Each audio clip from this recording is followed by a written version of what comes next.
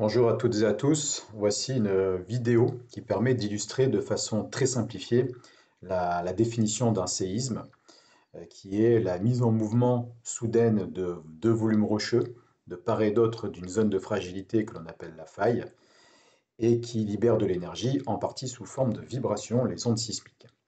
Donc, l'approche très simplifiée que l'on peut faire pour illustrer cette définition, eh bien, c'est donc de discuter de la rupture qui se produit au niveau des plaques tectoniques pendant quelques secondes à quelques dizaines de secondes. Et donc, pour simplifier cette image, eh bien, on peut utiliser des plaques de polystyrène qui vont donc illustrer nos plaques tectoniques. On utilise aussi du papier de verre que l'on colle au niveau de la face de chacune des plaques qui va être mise en contact lors de notre petite expérience. Donc ce papier de verre permet de rappeler la nature rugueuse des roches qui se situent donc au niveau des frontières des plaques, mais au niveau de n'importe quel type de faille qui peut exister sur la planète. Et donc ces roches qui présentent une rugosité empêchent dans un premier temps le mouvement des volumes rocheux concernés, donc par friction qui est telle qu'on a un blocage, donc c'est la période intersismique. Et quand la déformation ne peut plus être supportée par les roches, on atteint un seuil de rupture, et c'est là que donc se met en place l'instant de rupture qui va générer les ondes sismiques. Et enfin, toujours dans l'idée d'illustrer la définition d'un séisme, on utilise un appareil qui va nous permettre d'enregistrer les vibrations dans nos plaques de polystyrène. Donc par exemple comme ici, c'est un accéléromètre électronique. Donc ce modèle qui est ici, il est vendu par la Maison des enseignants de Provence. Cet accéléromètre est relié à une carte Arduino Nano, carte Arduino donc que l'on peut connecter à un ordinateur. Et donc, le dernier élément que l'on peut utiliser, c'est l'interface RISC qui est faite pour fonctionner avec ces capteurs électroniques. Et donc, cette interface a été développée par un collègue du laboratoire GeoAzur qui est ingénieur et qui s'appelle David Ambrois.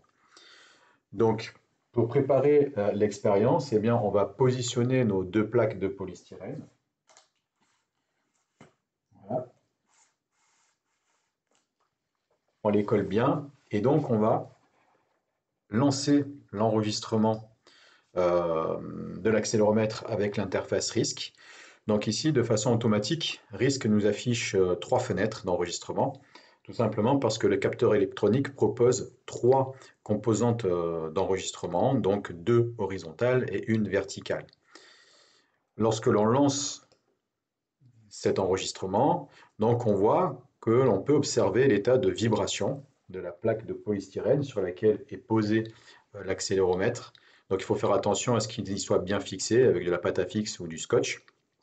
Et donc ensuite on va venir placer nos mains, une main sur chaque plaque de polystyrène, et on va simuler donc une rupture. Donc on fait attention en posant nos mains d'être assez délicat parce que le capteur est très sensible. Et donc on les place et on génère le mouvement entre nos deux plaques de polystyrène. On peut alors arrêter l'enregistrement du capteur et on peut observer ici que l'on a, pour chaque composante qui a fourni de la donnée, eh bien, on a trois périodes en termes de déroulé de l'enregistrement de l'amplitude des vibrations. On a deux périodes plutôt calmes, donc ici et ici, et une période plutôt agitée, où on voit qu'on a eu une variation de l'amplitude des vibrations enregistrée dans la plaque de polystyrène ici. Et donc cette petite période qui est agitée correspond au court instant où on déplace les deux plaques de polystyrène l'une par rapport à l'autre. Donc c'est une façon très simplifiée d'illustrer la définition d'un séisme.